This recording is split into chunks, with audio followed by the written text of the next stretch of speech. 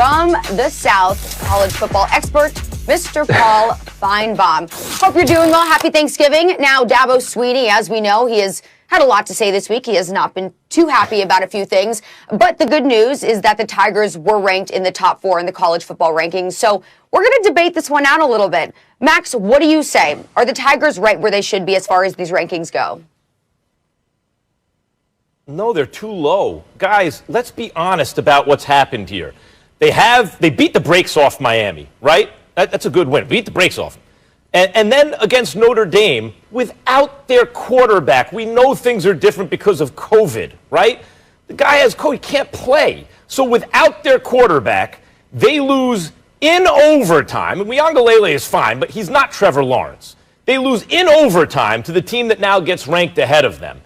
I understand why there's a sense of fairness, and this is how you have to be. But if we're being honest, Clemson has a very good case that, in fact, they should be ranked second. The reason I say that is this.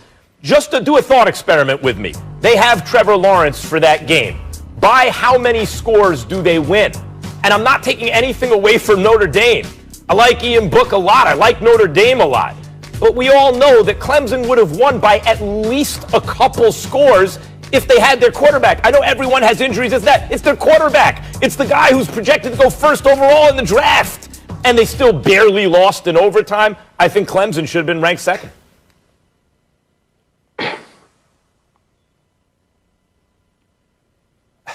Yeah, what do you think?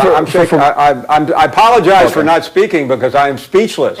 I've been sitting here trying to understand what you're saying, Max. I studied philosophy in college. I understand the theory behind syllogisms when you add things together to try to make a different numerical outcome. But I don't understand what you're talking about. I agree, Trevor Lawrence is the best player in the country, but he didn't play, and the other guy was great. And you're saying a team that lost in overtime at Notre Dame is 2 or 3 scores better, whatever you said. I'm not sure because I fell out of my chair. I think Clemson is in a fine spot. I mean, they can move up, they can move down. But here's the deal. In college football, they get to play again. They will play Notre Dame in 3 or 4 weeks. Yep. And if they win, they're going to be in, Max. And anyway, I apologize. I got some smelling salt. I'm ready for Thanksgiving. I may come out of this unconscious state before then, but it's all yours.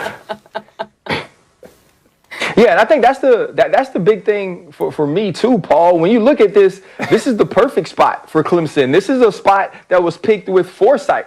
This is a spot that says, you know what, Notre Dame and Clemson will play again, and that way the winner we can keep in the top 4. And when you look at DJ Uiagalelei, like, this dude can flat out go.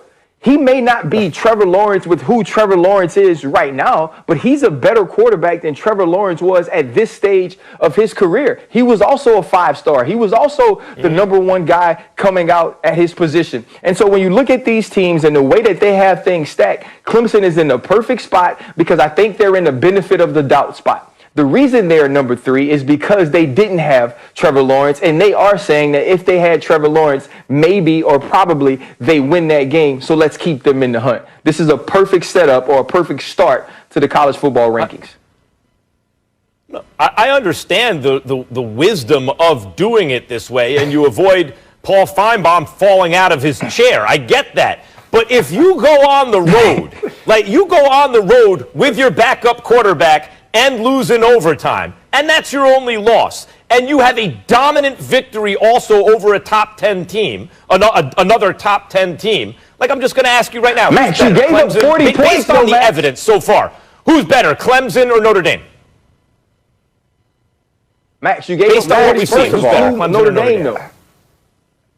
Yeah, I mean, Max, I know you're busy doing whatever you do up in New York, but Clemson barely beat Boston College. They were way down in that game. I mean, they did not look great, and I just don't think you can, come back. Yep. Because you feel like it, say that Notre Dame, that Clemson's better than Notre Dame. The one thing I do like about Clemson, and we briefly talked about this yesterday, Max, Dabo Swinney, somehow, some way, in spite of the fact that they played for the national championships 5 out of the last 6 years and have won 2 of them, has come up with this idea that they are the most disrespected team in America. He's got the chip back on Clemson's shoulders by what happened Saturday in Tallahassee. So, I mean, I do think that is a tremendous advantage for that program, and I give him all the credit in the world for making something out of nothing, even though he was right about wanting to play that game. So I think for the most part, Clemson does have a lot to overcome, and I think they will beat Notre Dame. I'm not even sure Notre Dame's going to get out of Chapel Hill Friday. So you may be right about Clemson playing for the national championship again, but you couldn't be more wrong about saying that they would have beaten Notre Dame by 2 or 3 or 4 or 5 or 6 or 100 touchdowns. I can't remember what you said a minute ago, because that's just blatantly ridiculous. I said by at least a couple of scores. I said by at least a couple of scores. Yeah. Here's the bottom line: the Boston College point is a good one.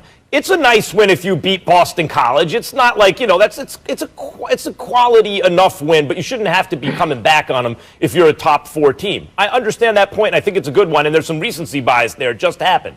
But, I mean, if you're comparing Notre Dame and Clemson, based on what they've shown us so far this season, because we have the advantage of them having played each other, Notre Dame was at home, and Clemson didn't have their starting quarterback, and it was an overtime win. If you ask me to evaluate just honestly, not trying to appease fan bases, not trying to give you the appearance of fairness, but really just in a sober analysis, who's better, I'd have to say Clemson based on the evidence. So Max, here's my question to you, though. That makes here's my perfect question sense. to you. What does Trevor Lawrence do above 439 yards, 2 tubs, no interceptions? I don't necessarily believe it's about not having the quarterback. I think because the quarterback wasn't the reason they were down to Boston College. They were down to Boston College in the first half because they couldn't stop him. Right? They also gave up 40 to Notre Dame. Yep. This is also about Brett Venables and that defense. Like, we can't just say that they're the best team in the country right now when they have Trevor Lawrence. That's a fair point to make. The defense has bent a lot, right? And even against Notre Dame, you could say it broke. But Notre Dame is very good. They were at home, right? Like, I understand not putting Clemson 1. I'm talking about them versus Notre Dame. I saw them play. I'm giving you my honest assessment of who I think is better because, again, we have the evidence. They went head-to-head. Well, Notre Dame won the game. Yes, by the skin of their teeth in overtime at home without Trevor Lawrence. Come on, guys. Who's better? Who's better? One last point here before we go to Thanksgiving. Hey, Max, it wasn't like the stadium was full either. It was a small crowd at Notre Dame. This wasn't the most feared. This wasn't playing in Newt Rockne's time. The only thing I will say here in conclusion is, Max, I don't know what your plans are for tomorrow. I don't know if you have to work or not. I think you should take the day off. I think you should lay on the couch and recover. I don't know what has infected you, but you are as crazy today as I have ever heard you. And where is Stephen A. Ryan when we need him? Because this would have been we need him to calm a first-round knockout if Stephen A. had been here. I'm not up to his level because I'm not sitting there with Max. Paul, anyway, who's better, happy Notre Dame or Thanksgiving.